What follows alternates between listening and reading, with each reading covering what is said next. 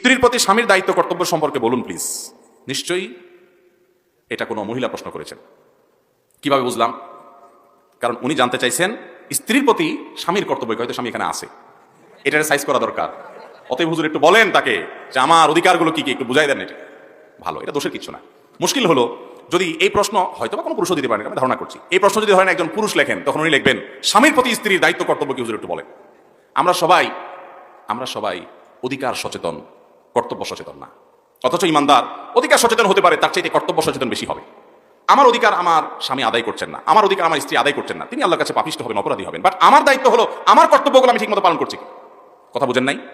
আমার কর্তব্য যদি পালন আমি ত্রুটি করি, আল্লাহর কাছে আমি ধরা খাবো না।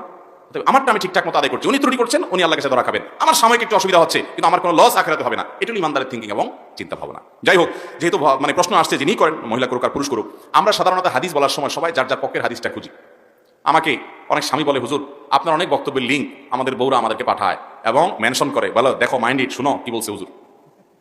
তো আমরা আবার এরকম খুঁজে বেড়ান লাগে যে কোথায় আপনি তাদের সম্পর্কে বলছেন, সেগুলো বাইর করা লাগে। অনেক সময় আমার দোষ দেয়, হুজুর আপনি পক্ষে একটু বেশি বলে ফেলছেন। তো আমি তো এত মাপজব করে বলি না ভাই। এখন খুঁজে খুঁজে মহিলারা তাদের বক্তব্যগুলো আপনারা শোনায়, হাদিস শোনায়। শুনছো নবীজি সাল্লাল্লাহু আলাইহি ওয়াসাল্লাম আম্মা জান আয়েশা রাদিয়াল্লাহু আনহাকে খেলা দেখতে নিয়ে গেছে মসজিদে নববীতে। ইথিওপিয়ান সাহাবীরা খেলা দেখতে গেছে, নবীর মতো মানুষ এত ব্যস্ত গোটা উম্মতের দায়িত্ব নিয়ে আসছে, অথচ স্ত্রী খেলা দেখবে উনি সাথে নিয়ে গেছেন এবং এত সময় খেলা দেখাইছেন যে যতক্ষণ পর্যন্ত আয়েশা রাদিয়াল্লাহু আনহা না বলছেন যে রাসূলুল্লাহ আর দেখবো না, ততক্ষণ পর্যন্ত নবীজি বসেছিলেন তাকে খেলা দেখানোর জন্য। তার তো খেলা দেখার মতো টাইম নেই। খেলা দেখা বলতে আপনাদের টেলিভিশনে খেলা দেখা হালাল মনে করেন না, আবার যেখানে ওই নাটক আপনার অ্যাডভার্টাইজ দুনিয়ার জেনা হারাম জিনিস আসে, ওইটা না। এটা লাইভ সরাসরি মাঠের, সেখানে হারাম কিছু না হয় সরাসরি দেখলেন। তো নবী সাল্লাল্লাহু আলাইহি ওয়াসাল্লাম তার স্ত্রীকে এত কেয়ার করেছেন, এত যত্ন করেছেন, এত সময় দিয়েছেন। এই হাদিস বর্ণনা করার পর আমাদের আয়েশা রাদিয়াল্লাহু আনহা বলেছেন, ফাকদুরু কাদরাল জারিয়াতিল হাদিসাতি সিন্নি আল হারিসাতি, আল্লাহ হবে ও দুনিয়ার পুরুষেরা, তোমাদের অল্প বয়স্ক স্ত্রীরা, তরুণী মেয়েরা, তোমাদের স্ত্রী যারা থাকে, এদের ডিমান্ডগুলো, চাহিদাগুলো, তাদের শখগুলোকে তোমরা এইভাবে মূল্যায়ন করবা। এই হাদিস শোনায় বউয়ে স্বামীকে, এই হাদিস শুনো, আমাদের আয়েশা হাদিস শোনো, মাইন্ড ইট, আমার ব্যাপারে একটু কেয়ার করবা। বউয়ে স্বামীর হাদিস না স্বামীদের শোনায়। আবার স্বামী শোনায় কি? স্বামী শোনায় যে নবী সাল্লাল্লাহু আলাইহি ওয়াসাল্লাম তুমি হাদিস শুনছো, তিনি বলছে আল্লাহর পরে যদি কাউকে সিজদা করা যাইতো তাহলে আমাকে করা লাগবে। আমার পাওয়ার বুঝতেছো? মাইন্ড ইট ভাইরা আমার।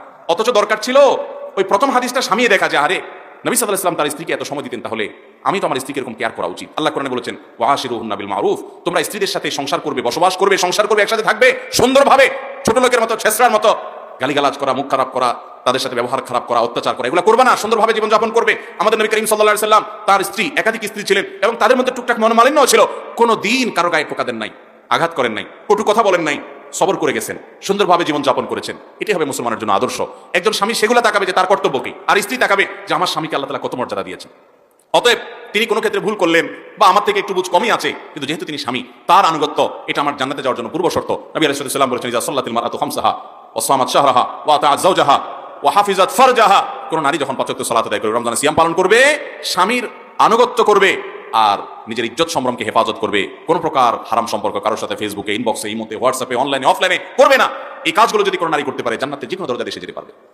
ভাইরা আমার, তাহলে আমাদের মা বোনদের জন্য জান্নাতে যাওয়ার পূর্ব শর্ত হলো স্বামীর আনুগত্য করা। ৪ শর্তের এক শর্ত স্বামীর আনুগত্য করা। আমি বলি এটাকে তিতা করল্লার মতো আমল। কিছু আমল আছে এটা করতে মনে চায় না, তিতা করল্লার মতো লাগে, কষ্ট হয়, কিন্তু করতে পারলে উপকার আছে। তিতা করলে উপকার আছে না? এই যে করোনার সময় আমরা শুনলাম যে এটাতে রোগ প্রতিরোধ ক্ষমতা বাড়ে, ইমিউন সিস্টেম স্ট্রং হয়, এই জন্য করল্লা খাওয়া ধরছে পাবলিক, যে বাঁচা লাগবে। ভাইরা আমার, মেয়েদের জন্য স্বামীর আনুগত্য এটা দুনিয়া থেকে উঠে গেছে। অনেক মেয়ে দেখবেন বোরকা পরে, নামাজ পড়ে, কোরআন তেলাওয়াত করে, তাসবিহ পড়ে, সবই ঠিক আছে, স্বামীর কথা মানতে রাজি। স্বামীর সাথে লড়াই করবে, নানাই ধরবে, তর্ক করবে, বেয়াদবি করবে, এবং ওই যে তথাকথিত নারীবাদ উস্কে দেয় মেয়েদেরকে, না তোমার স্বাধীনতা তোমাকে আদায় করে নিতে হবে, লাগাই দেয়। এরা আছে লাগানির তালে, এরা আছে কিসের তালে? কিছু হইলে বলবে আরে ছেড়ে দাও, নিজের পায়ে দাঁড়াও, চাকরি করো। এই ভদ্রমহিলা পরের কাহিনীটা তারা আর সামনে আনতে চায় না, অশান্তি করতে চায়, মিলামিশায় তাদেরকে রাখার জন্য চেষ্টা করে না। যাই হোক, অতএব একজন স্বামীর কর্তব্য হলো তার স্ত্রীর প্রতি, তার সাথে তাকে ভরণ পোষণ দিবে, তার সকল বৈধ চাহিদাগুলো, বিশেষ করে শারীরিক প্রয়োজন পূরণ করবে, এবং সেই সাথে স্ত্রীর সাথে সুন্দরভাবে বসবাস করতে হবে। আল্লাহ বলেছেন ফামসিকুহুন্না বিমারুফিন বিল মারুফি আও সাররিহুন্না বিল মারুফ, তোমরা স্ত্রীদের সাথে বসবাস করতে হলে সুন্দরভাবে করবা, আর যদি বিচ্ছেদ হতে হয় সেটাও সুন্দরভাবে হতে হবে, অসুন্দর যেন না হয়, সুন্দর আচরণ করতে হবে। নবী করিম সাল্লাল্লাহু আলাইহি ওয়াসাল্লাম বলেছেন খায়রুকুম লিআহলিহি ওয়া আনা খায়রুকুম লিআহলি, তোমাদের মধ্যে এই যে এত মানুষ, এই মানুষগুলোর ভিতরে যারা বিবাহিত, এই বিবাহিত মানুষগুলোর ভিতরে সবচেয়ে ভালো মানুষ সে যা তার বউয়ের কাছে ভালো, যার বউ তাকে বলে যে আমার সাহেব, আমাদের আব্দুল্লাহর বাপ আমার মতো মানুষ হয় না, লোকটা ভালো মানুষ। এই সার্টিফিকেট কয়জন বিবাহিত বউয়ের কাছে আদায় করতে পারবেন বলেন দেখি, বুকে হাত দিয়া বলতে পারবেন? বাসায় যে আজকে জিজ্ঞাসা করেন যে আব্দুল্লাহর মা হুজুরে বলছে যে বউর কাছে ভালো, সে নাকি আসলেই ভালো, আল্লাহর কাছেও ভালো, আমি মানুষটা কেমন একটু বলো তো। দেখবেন বেশিরভাগ আব্দুল্লাহর মারা ফিক করে হেসে দিছে। আব্দুল্লাহর মায়েদের ফিক করে হেসে দেওয়া মানে লক্ষণ খারাপ, মানে আপনি পাস মার্ক পাওয়ার উপযুক্ত, তোমার আর কি ভালো বলবো চান্দু, মুখে যেভাবে মুখ খারাপ করো তুমি, বাপমা তুলি কথা বলো, তোমার আর কি সার্টিফিকেট দিবে। স্ত্রীদের সাথে ভালো আচরণ করবো তো ইনশাআল্লাহ। ইমানদার কখনো বউয়ের সাথে খারাপ আচরণ করবে। পৃথিবীর একজন মানুষ ভুল করবে না কিন্তু মাপ চাবে, ছোট হবে, তার নাম স্বামী। কারণ মেয়েরা নবী রাসূলুল্লাহ সাল্লাল্লাহু আলাইহি ওয়াসাল্লাম বলেছেন তাদেরকে বাঁকা হাত থেকে তৈরি করা হয়েছে, বেশি সোজা করতে যাবে ভেঙে যাবে। সব জায়গায় পোদ্দারি করবেন। আমি সবসময় বলি বাসা একটু বিড়াল হয়ে থাকবেন, বিড়াল হয়ে একটু বোকা হয়ে থাকবেন।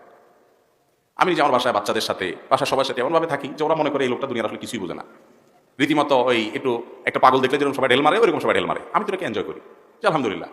সব জায়গায় পণ্ডিতি করবেন না। কিছু লোক আছে বাইরে বেকুব শেকুব, দুনিয়ার কোনো কাজ করতে পারে না, কিন্তু বাসায় এসে বাঘ সাজে।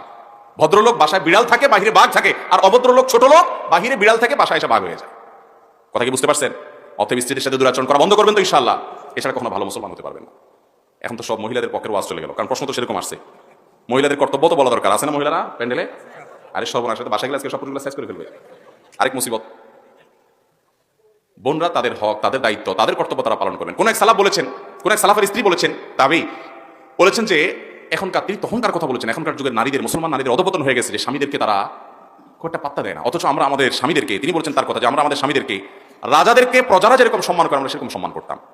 বোনরা, আপনার স্বামীকে সন্তুষ্ট করা, তাকে সম্মান করা, তাকে বড় করে রাখা, এটা আপনার জান্নাতে যাওয়ার জন্য পূর্ব শর্ত। কষ্ট হলেও, আপনার মানতে অসুবিধা হলেও, লোকটা একটু উল্টাপাল্টা হলেও, আপনি কখনো তার সাথে দুর্ব্যবহার করবেন না, বেয়াদবি করবেন না, মেনে চলবেন। আল্লাহ তাআলা তৌফিক দান করুন। দেখেন, ওই ঘুরে ফিরে আমি ওই কথায় চলে যাই। আমাদের মুরব্বী চাচা যারা আছেন প্যান্ডেলে, একটু কানে কানে জিজ্ঞেস করে দেখেন যে চাচির সাথে আপনার বোঝাপড়া কেমন। বিশ্বাস করেন, শতকরা 99% চাচারা দেখবেন যে দারুণ দরহম মরহম সম্পর্ক, দারুণ দরহম মরহম সম্পর্ক।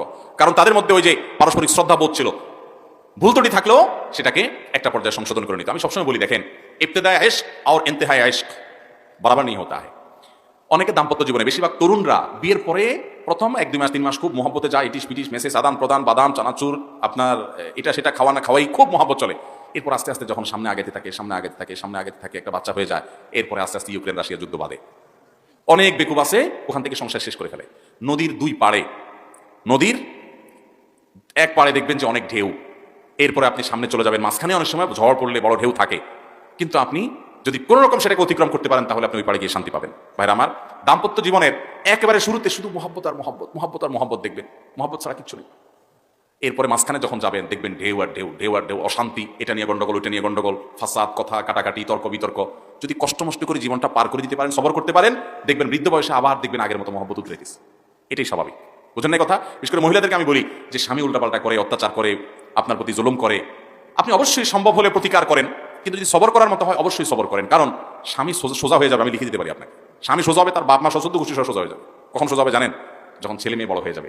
মহিলারা প্রথমে শ্বশুরের সংসার, শ্বশুর বাড়িতে এসে শ্বশুর শাশুড়ি ননদ স্বামী সবাই খোঁচাখুচি, আশপাশে মহিলারা তোমার বাপে কি দিছে, তোমার ভাইরা আসে নাই কেন, হান করছে তান করছে, দুনিয়ার জ্বালা যন্ত্রণা ধরে কষ্ট হয়। কিন্তু যদি সবর করে সংসারে টিকে থাকতে পারে, আল্লাহ 2-4টা ছেলে মেয়ে দেয়, ছেলে মেয়েগুলো বড় হয়, তার বাহিনী হয়ে গেল। পোলাপান সব কার পক্ষে থাকে? 99% কার পক্ষে যায়? মায়ের পক্ষে। বাপের বিরুদ্ধে দেখবেন যে দাঁড়ায় গেছে। অতএব মহিলা যদি কষ্ট করে সংসার টিকায় রাখতে পারেন, একসময় দেখবেন আপনার ডানে বাহিনী, বামে বাহিনী, সামনে বাহিনী, পিছনে বাহিনী, বুড়া এমনি সাইজ হয়ে গেছে। বুঝতে পেরেছেন কথা? বুড়া এমনি কি হয়ে যাবে? সাইজ হয়ে যাবে। অতএব সবর করে সংসার টিকানোর চেষ্টা করবেন। এই সেকুলাররা আপনাদের সংসার ভাঙার তালে থাকবে, আর আমাদের নবী সাল্লাল্লাহু আলাইহি ওয়াসাল্লাম সংসার জোড়ার জন্য চেষ্টা করতেন। একেবারে যদি থাকার মতো না হয় তখন অবশ্যই ভাঙা জায়েজ আছে, তালাকের রাস্তা আছে, কিন্তু সেটা হলো শেষ চিকিৎসা। আল্লাহ তাআলা আমাদেরকে বোঝার তৌফিক দান করুন।